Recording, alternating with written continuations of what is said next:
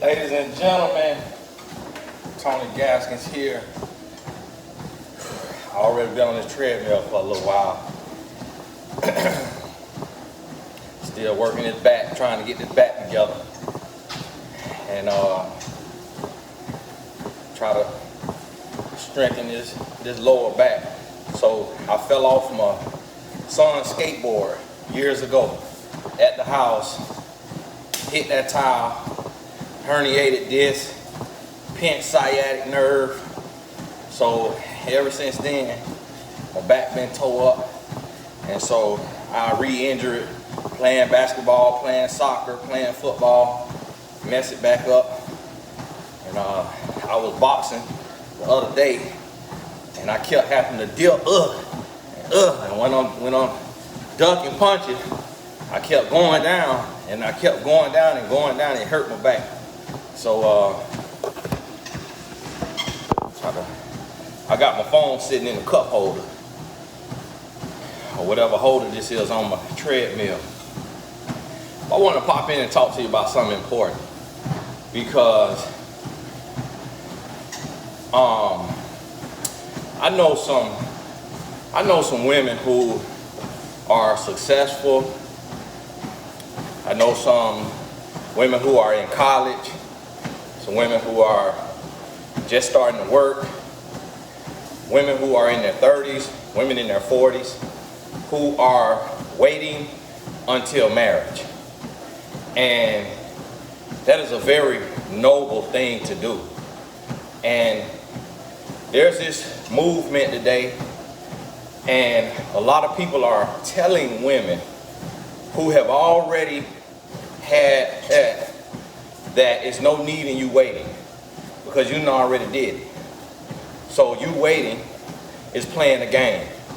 That's what a lot of women are being told.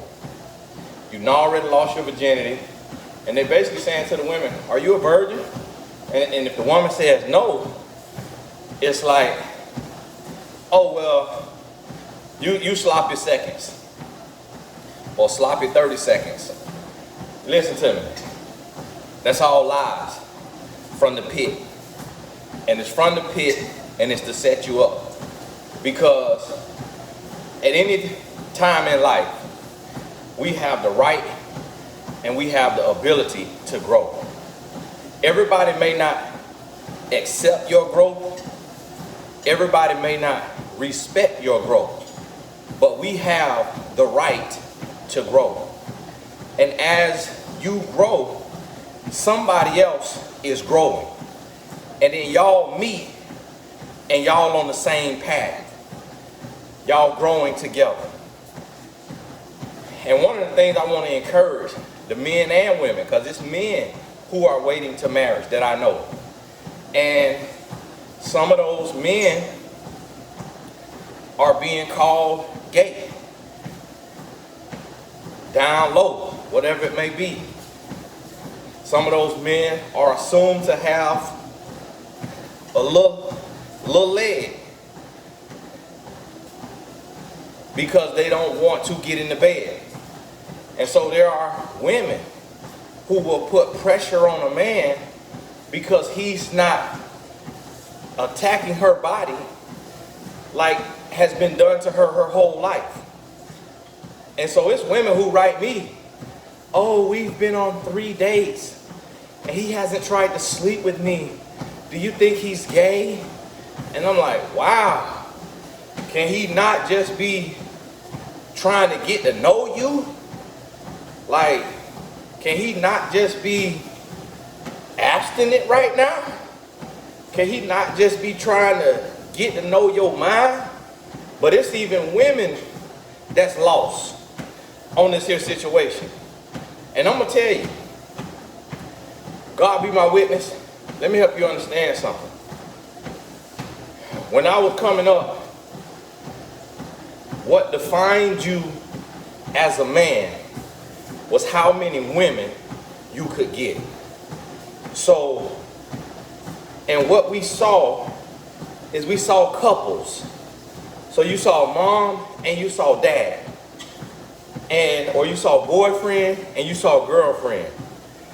And so that made you think, the goal of a human is to be with another human.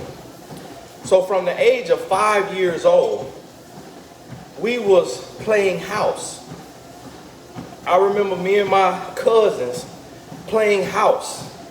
Now we was all kind of like half cousins because our mamas didn't have the same daddy, but we still was cousins because our mamas had the same mama. But we playing house in the hood. And for some of y'all who don't know about playing house, when you 5, 6, 7, 8, 9, when you playing house, you really trying to get something going. You getting a little kissing in. You trying to do some stuff. We didn't know any better. See, that's too real for a lot of people. But that's what we thought. I remember me and my homeboy, who we still cool to this day. Me and him was in kindergarten. We met in kindergarten. We actually lived right around the corner from each other and did not know. We met in kindergarten, 5 years old now. Kindergarten, this is 1989. When I started kindergarten, August 1989. Me and him, okay, we in a small town. Race relations is okay. Of course, we integrated in school in 89. He's a black boy, I'm a black boy. His daddy has always been in prison his whole life for I don't know what. So, and he never spoke on it. I've never asked him because I would assume if it was for something gangster, he would have mentioned it. Like my daddy in prison for murder. So it could be something that he's not proud of, because we'll tell quick about a murder charge or something, but I never asked. And so we in kindergarten, and I remember my teacher, Miss Woodard. She was about yay big and little white lady, and we had us a little white girl in the class. And so when it was time to go playtime, we had a little area that was like a house. And it had the little house, little stove, you know, and it had a little mat. And we had us a little white homeboy. His name's slipping my mind right now. And we'll go over there, and we had the mat, and we had some covers. And we'll play house. The teacher, she fed up. She don't want to teach. So we over there. I get under the cover. He get under the cover. And we got the young lady in between us. I get on top. We fully clothed. I get on top. Get me a few hip thrusts in. I roll off. He'll get on top. Get him a few hip thrusts in. He'll roll off. And she down for the get down. She all up in there. Play house. And so it wasn't like we was forcing ourselves on her. Now listen to me. This 89. She white. What did Emmett Till die for? A whole lot less. But it was years before. Several years before. Then we had circles. So the teacher sitting up in the front, and then she had circles. So you got a little circle, you got a circle bigger than that, you got a circle bigger than that, you got a circle bigger than that, circle bigger than that. Me and my homeboy, we'll sit on the back circle. So the teacher, she up there in front of us. We on the back circle. I'm on the left, the young lady in the middle, and him on the right. And I take this hand, slide it down the back of her pants, and I'm cuffing me a booty cheek. He'll take this hand, slide it down the back of her pants, and he cuffing him a booty cheek. And that's how we sat and got the lesson in story time. This is what I try to teach women about men. Some women who have raised a boy know about this.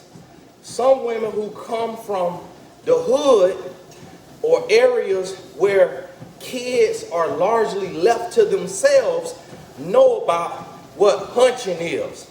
Hunching, even if your clothes off, we still call it hunching.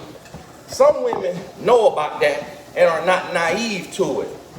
A lot of women naive to this. So this 5 years old, listen to what I'm telling you. Now, we did not know how to pull that thing out and get it standing up and get it in something and get it going. We didn't know all of that. That knowledge came around by 8 years old, 9 years old. But the thing don't really work. So you really ain't doing nothing, but you trying. You hear what I'm telling you? 9 years old, 10 years old, it's oral. Oral starting to happen at the age of 8, 9, 10. You know what I'm talking about, oral? Peach cobbler, singing on the microphone. So see, I want you to understand that from childhood, people are trying to get in that bed, trying to do something because we are conditioned on average. If this don't apply to you, then this ain't for you. But we condition on average to try to come together and make something happen.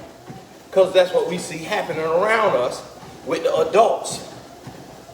So understand that as this goes on, a lot of us were doing things we shouldn't have been doing and didn't even know what we was doing. And so when I got 15, I lost my virginity in the baseball dugout. And let me tell you something. The young lady was a virgin. And she was something else, a different race. And now the lesson here is the black girls, they knew us. So they kind of like, man, you don't get out of here, you gotta go somewhere, man. Man, get out my face. What? I'm not finna have no sex, Tony. And so that's how the black girls was. So we had to go to the white and to the Mexican and stuff like that. So around this time come, we learn about the train, running the train. Young lady, one guy, he get done, another guy, the train. Now, of course, around 18, 19, it's one young lady and it's 5 guys. Now, when it got to there, I kind of like, come on now, we getting a little out of hand now. I'm supposed to go in there after all y'all? No, nah. This real life. This is real life. This with your daughter. And guess what? Some of these young ladies got a mama and a daddy. And this would happen when the mama and daddy take their vacation to Daytona Beach or to Miami. Their daughter will be home spoiled, because now the black girls that I remember, they either was raising themselves or they were super spoiled. It was one end of the spectrum or the other. The one who didn't really have the mom and dad present, like they weren't active, or they had a single mom, but she working 3 jobs and the dad is nowhere to be found. So when I was in 6th grade, I had a girlfriend who was in 7th grade. She wrote me a letter and she said, Tony, I really like you, it's been great. Now this girl would take me, I was innocent still now. She would take me, throw me up against the wall in the stairwell, push me up against the wall, come up to me, and tongue kiss me. I ain't know what was going on. She lived in the hood. She was in the 7th grade and she was sleeping with the 10th graders.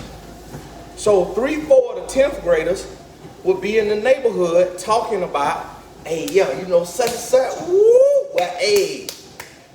And so she was sleeping with the 10th graders, but then she became my girlfriend because she thought I was cute. So she wrote me a letter and she said, Tony, it's time that you ride the bus home with me and we have sex. She wrote it out in the letter.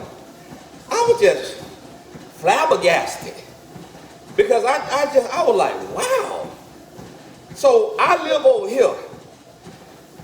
We go to the same school, but you live 30 minutes away. So if I ride the bus to your house, how am I finna get home?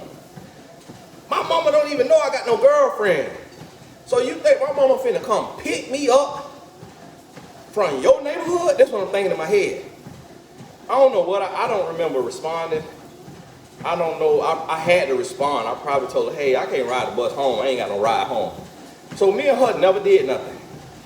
She continued sleeping with the 10th graders.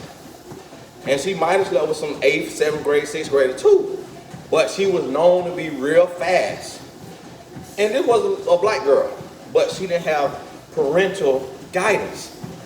And so when I got to the 6th or 7th grade, I remember coming out the locker room for PE and a girl called me over. I was in 6th grade.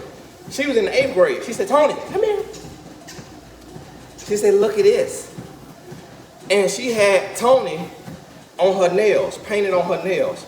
Now her boyfriend could have been named Tony, but she made like she did that for me. Now, she wasn't the cutest thing in God's creation. So I kind of was, oh, that's cool, that's cool. Wow, that's pretty cool, yeah. I went on about my business. I remember walking home in the 6th grade with my homeboys. It were 3 brothers, and they had a girl cousin that was bad. I'm walking home. In the middle of me walking home, here she come. Grab her a handful of me. I say, B. And then her cousins, oh, why you messing with Tony? You done made that man commit his first sin. That man, you made that man cuss. That man just sinned. Oh man, why you messing with that man? And she came and did that to me. So see, where I come from, the girls was aggressive. And you know what? It's still like that today. So now we make women innocent. I advocate for women, but women know it's a lot of women that is assertive, that is aggressive, that if a man don't want them, oh, you must be gay. I knew you was a little sweet. And so, this is what you got to understand. Men are aggressive, but see, typically, the women who come and grab a whole handful, who write a letter, we talking about a 7th grader. So how is this young lady, like, how is she not vile, she not aggressive in a sense like she's to be feared. You see what I'm saying? This just normal for her. And so what I want you to understand is that men actually are on average scared. Because see, the pressure is on us. The pressure on the man. So the first thing is, how big is it? Unless a man got him a baby arm and he just, unless a man got a baby arm swinging down there between his legs, he not all that confident. So he ain't just chasing women because he know women make fun of guys with this here. Now I heard the rapper say it ain't the size of the pencil, it's how you write your name. Okay, all right, that's how you want to feel. God bless you, brother. Okay, yeah. He's a little short, the rapper who said that. So that's probably why he wrote that line. Now, height don't mean nothing. Height do not mean nothing. Because this man 5 foot tall that they used to be walking around the locker room picking on people. Because see, it was some of in the locker room, that's why they say 40% of football players are gay. And I believe it. Now, I'm not going, I ain't picking on nobody. That's your life choice. That's not my choice. But if that's what you want to do, go on about your business. Go on about your business. Go on about your business now. And so, men in the locker room when I was in college playing football, they just walk around, things swinging. They just walk around. I wasn't raised like that. And I was raised totally different. Some people know about this. Some people know about this. But I was raised in the type of family that be like, boy, you got on chapstick. Well, you better not be gay. Like, they'll come at you like that. So, in essence, for us, where I'm from, it's like they try to make you homophobic. They try to scare you out of anything in you.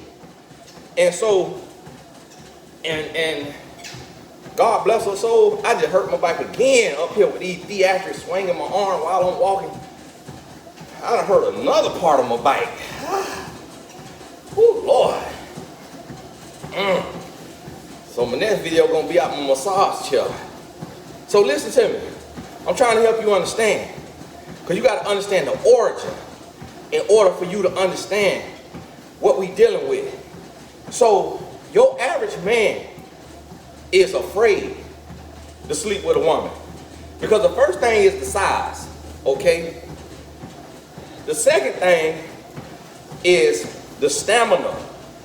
So you got size and then you got stamina. Those two things is a really, that's a dangerous combination. And women know this. When a man got him a decent size and decent stamina, women, it'd be hard for them to let go. I had a lady tell me that not too long ago. Tony, just the way his thing was set up, I could not let him go. And I'm like, wow, y'all bodies be needing tune-ups that bad? Like, my goodness. Like, the man treating you like crap. And just because he got a thing that you like, you stuck. So I just don't get it. I don't get it. Now, my wife, she not built like that. She don't care. She'll leave you. She'll leave you. And because she was raised isolated, single mom, her and her mom really overprotective. She could not date all throughout high school. I could have a girlfriend once I got to like 9th grade. I had a girlfriend in middle school.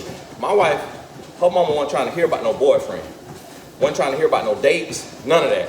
So her stuff all through high school was play. So she wasn't exposed in the 9th grade like I was. So with her, she really is like, could live without it. Like, and me, I come in really experienced. And so that's where I can dispel the myth that if a woman ain't all that experienced, that a man not gonna love her and that a man gonna move on. I could dispel that myth. Because this is what you gotta understand. A man will wait if the woman wanna wait.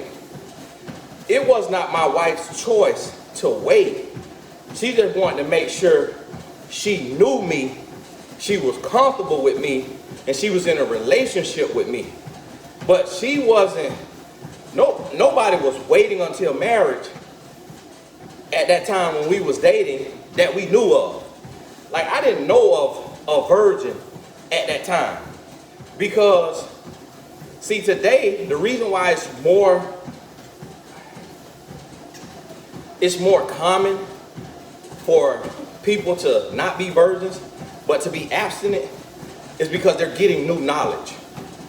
People not just waking up and just changing their mind. They read a book by an author and his wife talking about waiting. They watch a YouTube video. They listen to a podcast. So we are putting a battery in the back. Those of us who got a platform and talking, we putting a battery in the back. When me and my wife was dating, YouTube did not exist. Facebook did not exist. And this is where people come and talk about, oh, Tony, just admit that y'all just was heathens and y'all just was living in sin and don't be making excuses. No, voices matter. People reinforcing what you already knew. We knew that sex, that fornication is a sin. Everybody know that. But you're gonna sin if it's not being reinforced, if you're not being held accountable. So it's countless people. I cannot count how many people have come to me and say, Tony, your videos changed my life. Tony, your videos saved my life. Tony, your videos have taught me so much. So stop discounting the power of knowledge, of reinforcement, of encouragement. Me and my wife did not have that. So we was doing what the world was doing. But if it was a book like The Wait that went to the New York Times bestseller, and my favorite actress from childhood was a co-author on the book, that book would have impacted me. I didn't have that book. Y'all got that book. If it was a book called A Woman's Influence, and it's talking about a woman standing her ground, doing what she want to do, and not falling to the pressure of the world. If my wife had that book to read from another young woman in her 30s, when she in her 20s, she would have walked different. And see, that's the thing. We try to take too much credit and think that it's just all us when we make a good decision. No. If we make a good decision and we ain't got reinforcement and encouragement, we eventually gonna succumb to the pressure of the world. And that's why a lot of people, that's why a lot of women are sleeping with men before marriage. Because women are telling women, girl, ain't no man gonna wait for you till marriage. And that's a lie. That is a lie. Tony, why you ain't wait for your wife till marriage? She didn't want to wait. That wasn't her choice. Because she was in a different makeup. She had gone through some things in her life once she got to college that made her kind of fear men and fear that intimate setting. So the first time we was in that setting, she went off on me by throwed hands because I was trying to make a move and not listening to her, and she had to set me straight. After then, I was like, whoa, okay. So if I'm gonna try, I got to make sure she all the way with that. You see what I mean? And her roommate was getting it in. This friend over here getting it in. This friend over here getting it in. So her immediate circle, they getting it in. That influences you to say, well, everybody else doing it, everybody doing it. Good, bad, and ugly. This guy I'm talking to, which was me, is a pastor's son, and he trying to do it. So at a point, a woman could feel like she in this thing alone. She in this thing alone, and that if she save herself, she gonna be like the lady with the scarlet letter A on her back, and nobody gonna want her, nobody gonna touch her, and that is a lie. That's a lie from the pit. And a part of the reason that I do the work that I do is because I worked for the devil. I deceived my wife. I coerced my wife. I manipulated my wife. And I feel terrible for that. I feel horrible that I took her innocence. Because if I wouldn't have put so much pressure, she wouldn't have cared about sex. We would have dated abstinently until marriage. But it was me being Saul, not Apostle Paul, Saul, persecuting the bodies of women. And that's why I work as hard as I work, tirelessly, every single day, trying to right my wrongs. And that's what people don't understand. If a man come on here and he talking to women and he don't tell you why he is talking to women, what pushes him to talk to women, then he's a scam artist and he's doing it for the money. He's doing it for the money. Do the money feel good if you get a paycheck from YouTube? Absolutely. But you got to have a why. And it can't be because they paid me. It got to be connected to your personal story, your personal purpose. And that's why I'm here. And that's why I'm telling y'all ladies, listen to me. I was a dog. I was the worst of the worst. Do you hear me? If my woman had made up her mind that she was going to wait until marriage, I would have waited. I would have waited. She didn't make that decision. I didn't make it for her. I was 21 years old. That's another reason that I tell y'all, if you under the age of 25, close your legs and open a book. Because that man that you're dealing with is a boy. He do not know what he's doing. He does not know where he's going. He does not know what he wants. So he will get you in bed. He will take your innocence. He will take your body and he will discard you and be done with you. Do you hear me? It got to be a unique series of events that make a 21, 22, 23-year-old man hold on to a woman. It's only God could do that. It was a combination of things. It was my wife leaving me for being toxic. It was my wife making me wait for sex until she was ready. It was my wife not calling me, not texting me, not chasing me, not changing her mind after she told me we need to take a break. Did not write me a single time for 6 whole months. Had I not wrote her for my homeboy who wanted to connect with her roommate, me and my wife probably would have never connected because of my ego was too big.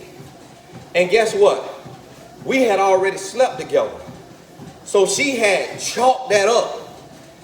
Even after giving me her body, when I showed her toxicity, she left me.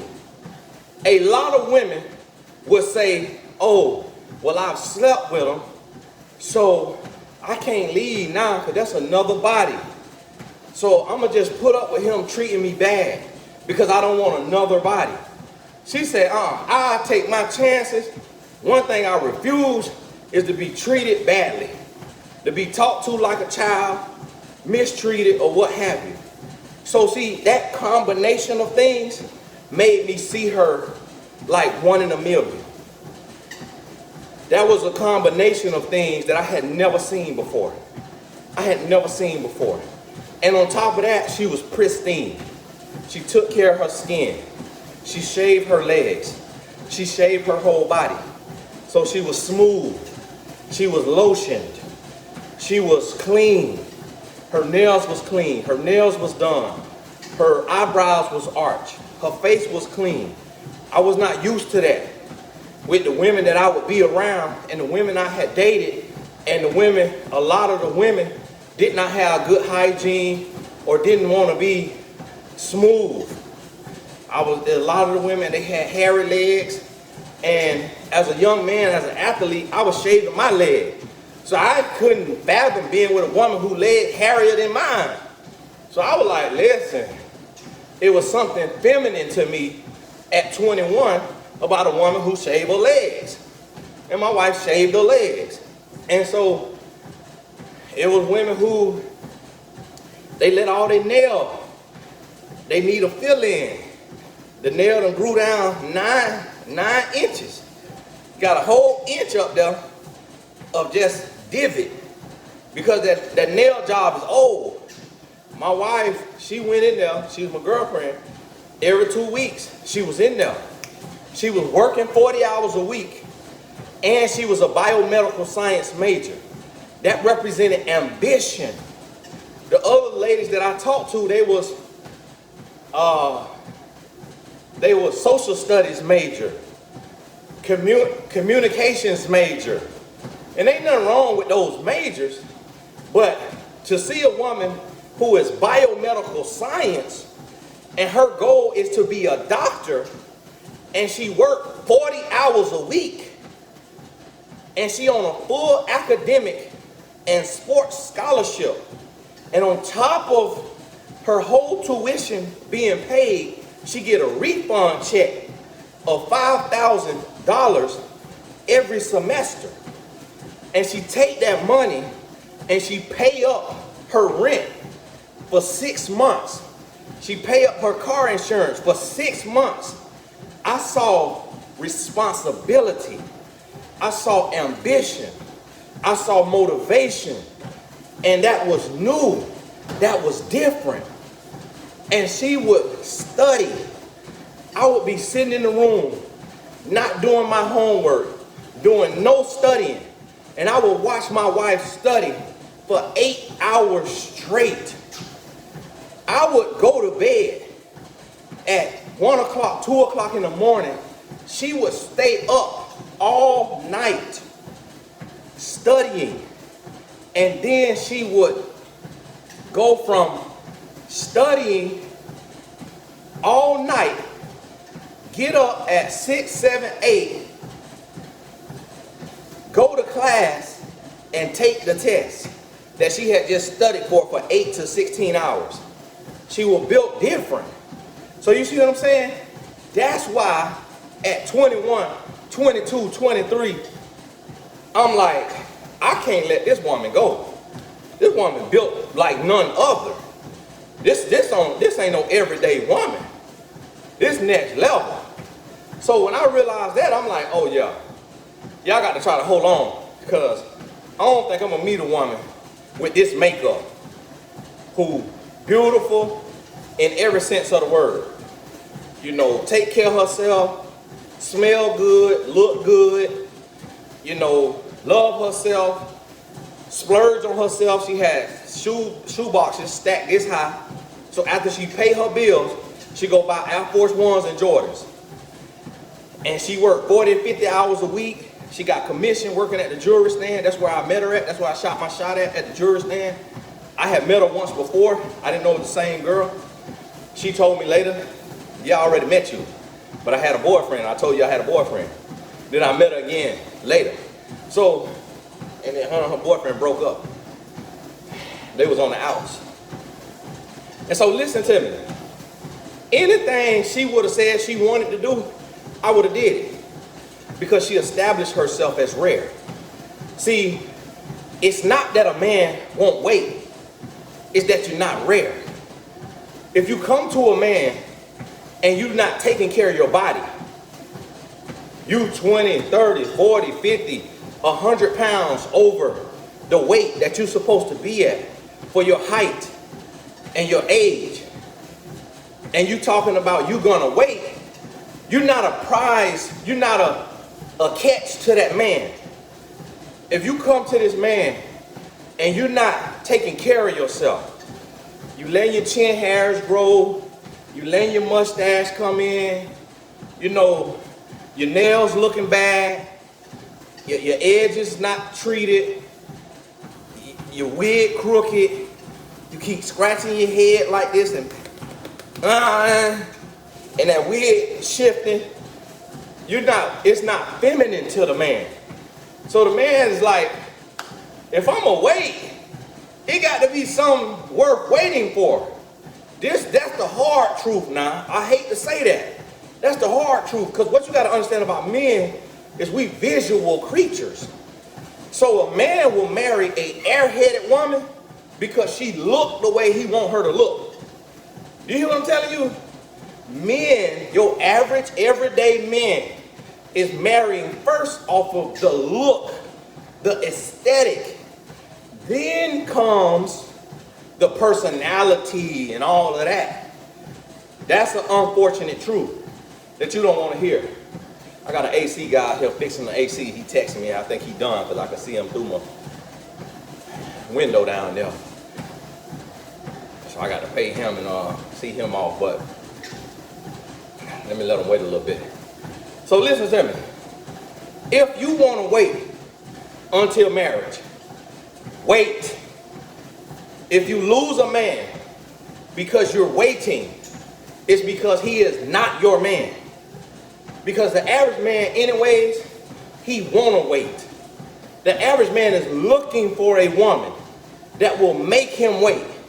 Because every woman he meets is on her back in the first night, the first week. A lady just wrote me yesterday, and she said she was 16 years old, and she slept with a man who was 26 or 29, and he was getting ready to go to the military. And he pressured her and kept pressuring her and pressuring her and pressuring her. So she gave in, and she gave him her virginity at 16 years old. And then the man told her, I would never be with a woman who sleep with me that fast.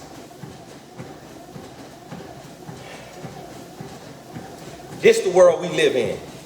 And this what I'm trying to tell y'all. Because guess what? That's the same thing I used to do. That was my test. Let me see how fast I could sleep with her. Because the only thing that I knew in my mind was if this woman don't value her body, and if this the only thing I want from her, if she don't value her body, she don't value herself. And if she will give me her body without really knowing me, she'll give her body to any man without really knowing him. So if I get her and then I'm mad with her or we fighting, if she meet another man and they hang out for a night, if she slept with me on the first night, she'll sleep with him on the first night. And a relationship is not going to be easy.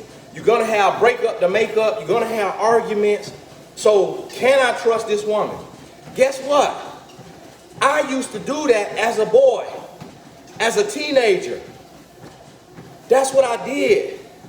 I was looking for my wife from the age of 16. The only thing I was looking for is a woman that would make me wait. Make me wait amount of time that was beyond my comfort zone. Not necessarily wait till marriage, because nobody was doing it, but make me wait longer than any other woman. Guess what? My wife is that woman. The woman I married is the woman who made me do it on her terms. That's the woman I married. And I know you mad about that.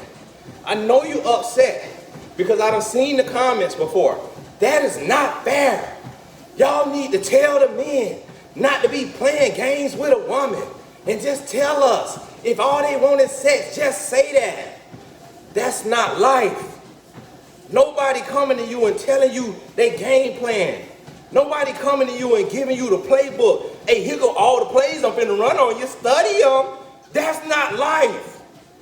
You got to protect yourself. You got to know yourself. You got to love yourself. You got to have your standards, your policy, your procedure. You got to know who you are. You got to know what you want. You can't count on him being a stand-up man. You can't count on him being a man of integrity. You can't count on him knowing who he is, what he is, where he's going, where he come from, and what he wants. You can't count on that. You can't go to this man and put your heart and your love and your trust into this man, and you don't know him, you got to try him, test him, make sure that he want to know you, that he want to know you. He want to know you, not you, not you. That he want to know you, that he want to listen to you talk. He want to hear your dreams. He want to take you on a date. He want to pay for the date. He want to open the door. He want to pull out the chair. He want to talk to you with respect. He want to treat you with respect. He want to listen. He want to build. He want to grow. You got to know. If you sleeping with a man inside of 3 months, really, if you sleep with a man inside of 6 months, you done lost. You done lost. You done lost. Yes, 1 out of a million, it's gonna work. Yes, 1 out of 500,000, it's gonna work. Yes, you're gonna know people who slept together on the first night and they married. That don't mean nothing. The man could be gay. You don't know all the inner workings. Listen to me. Stop looking at somebody else's finished product and you don't know the ingredients. Because guess what? Strychnine look like vinegar. You see what I'm saying? I don't know what strychnine look like. But you know strychnine, that little clear thing you drinking, this poison. Poison look like olive oil. You see what I'm saying? So we could have two finished meals that look the exact same. But if one got strychnine in it and one got olive oil, what's finna happen? So stop looking at, Tony, I slept with my husband on the first night and we going on 20 years of marriage. Congratulations. Your husband might be gay. Like, we don't know what's going on in there. Congratulations.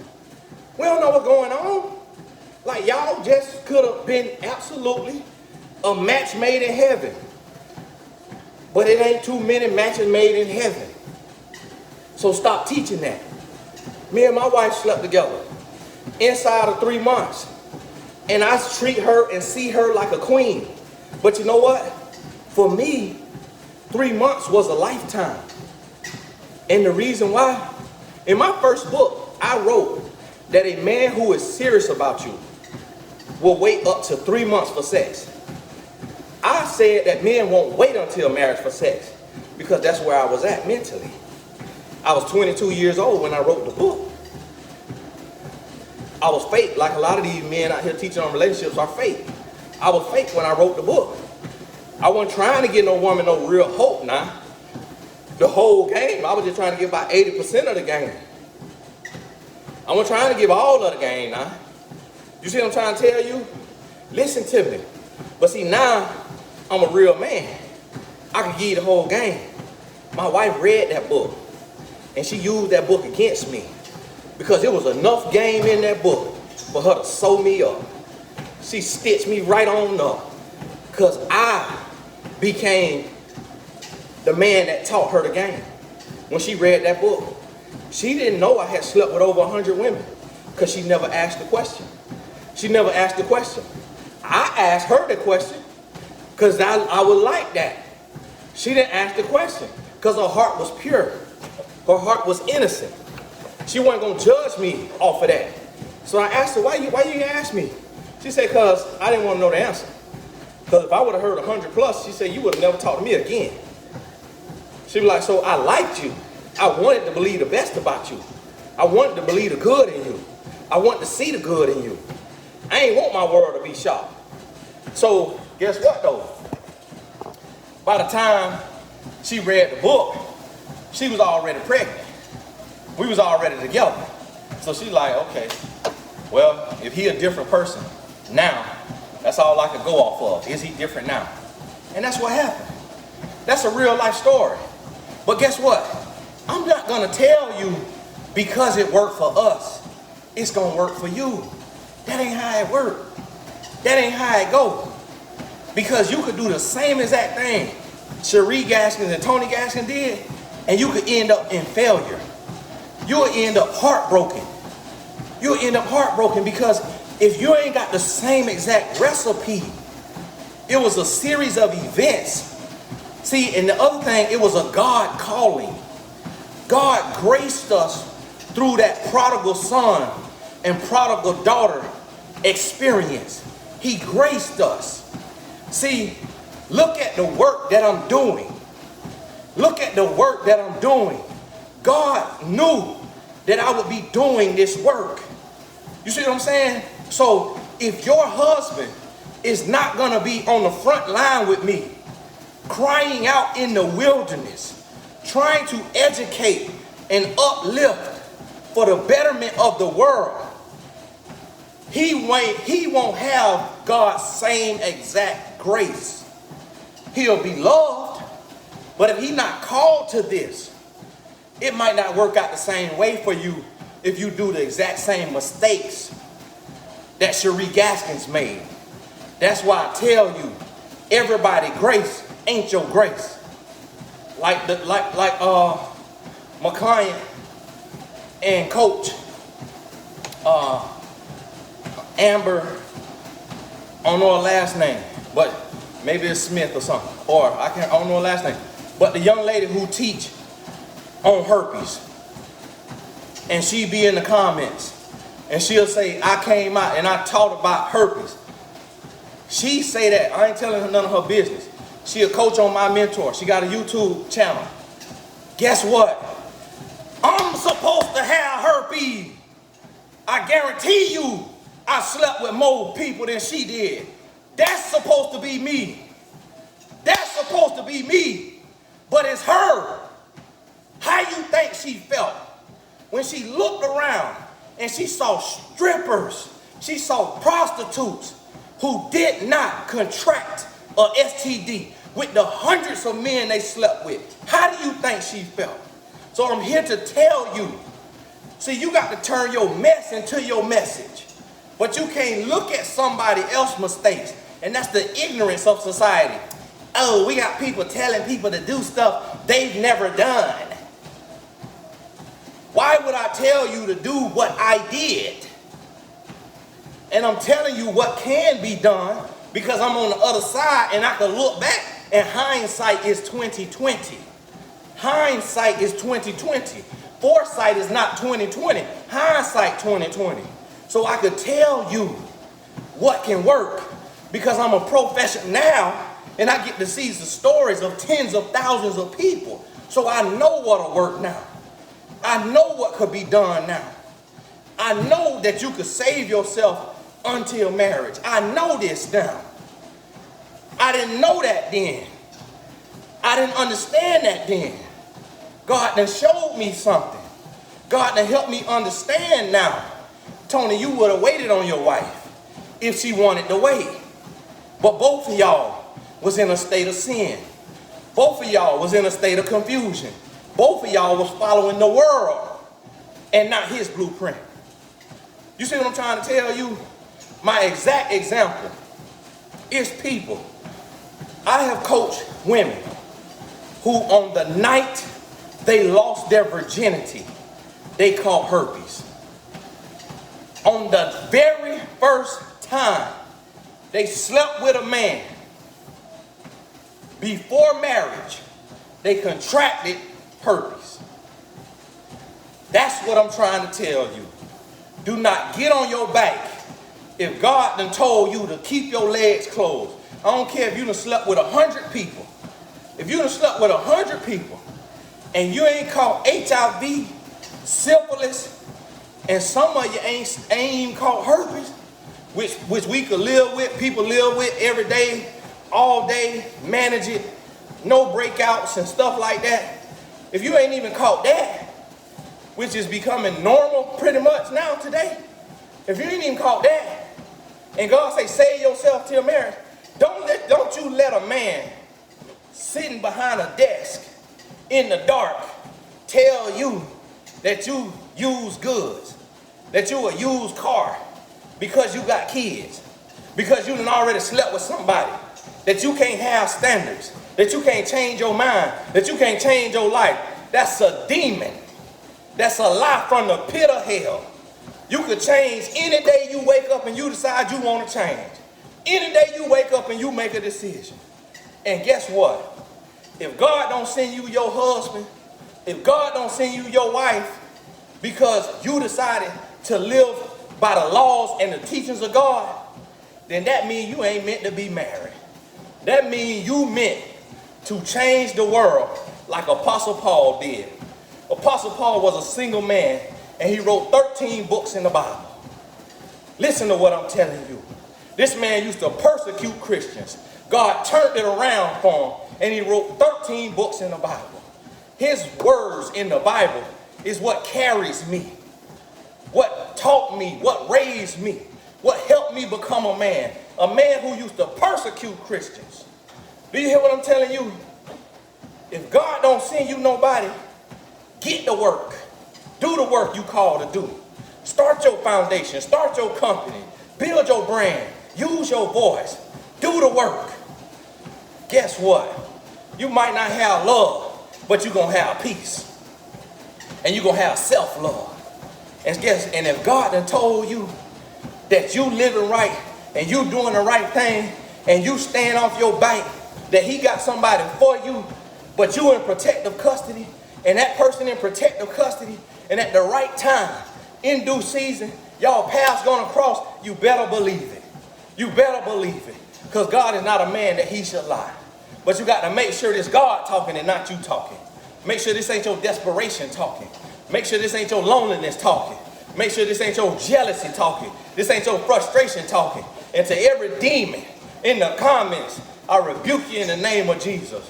Shut up. Get thee behind me. Stop trying to talk people into fornication. Just because I fornicated. Just because you fornicated. Just because you fornicated. Shut up, Satan. Let people live right.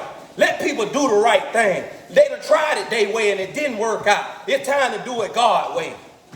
It's time to do it God's way. He said, keep your legs closed. Keep your thing in your pants until you marry. Because that way, you're going to know this person. You're going to know what they got. And you get to make a decision if you want to be with somebody who has this type of STD. You get to make a decision if you want to be with somebody who got this mindset, who got this temperament, who got this baggage, who got this luggage, who got this many kids, this many baby mamas, or this many baby fathers. You get to know this person, but your legs is closed, your thing in your pants, and your mind is clear. Your eyes are open, your ears are open, and you can hear, and you can see, and you get to decide. You see what I'm trying to tell you? And so if somebody coming to play you the way I was coming to play, you know, I talked to a good young man on Instagram Live. He came on there, and I'm talking to him. And I say, so you looking for a wife, how you find her? He said, what I try to do is I try to sleep with her. I go real hard and try to sleep with her in the first 3 weeks. And if she sleep with me, that means she ain't the one. I couldn't be mad at him because I used to do the same thing. And everybody in the comment, oh, you wrong for that, you nasty for that, oh, you wrong for that. If she sleep with you, that means y'all the same. You trying to sleep with her, so that means you ain't no better than her. All of that is true. But this real world, this the real world. Ain't nobody coming with your best interest in mind. Ain't nobody coming to save you. Ain't nobody coming to protect you. Ain't nobody coming to give you no playbook. You got to know, when you out here, you about to get played. You got to take care of yourself. I go out and I do business. And I'm like, man, I hope people do honest business. I hope, man, people do honest business. Guess what? If I ain't put it in the contract, it ain't getting done. If it's in the contract, if I ain't willing to hire a lawyer and go to court, it ain't getting done. It ain't getting honored. People don't care nothing about your feelings. People don't care nothing about you. And nobody love you but God. In order to get a human to love you, you got to make a human love you. You got to demand respect. You don't get what you worth, you get what you demand. And that's what you got to understand. Hey, this Tony Gaffney, God bless you. Y'all forgive me. If you too soft for this here message, stay off the message. Okay, and because last time the lady tell me, other time I couldn't listen to the message because your delivery. If you can't handle the heat, get out the kitchen. This ain't for everybody. God bless you. We'll talk soon.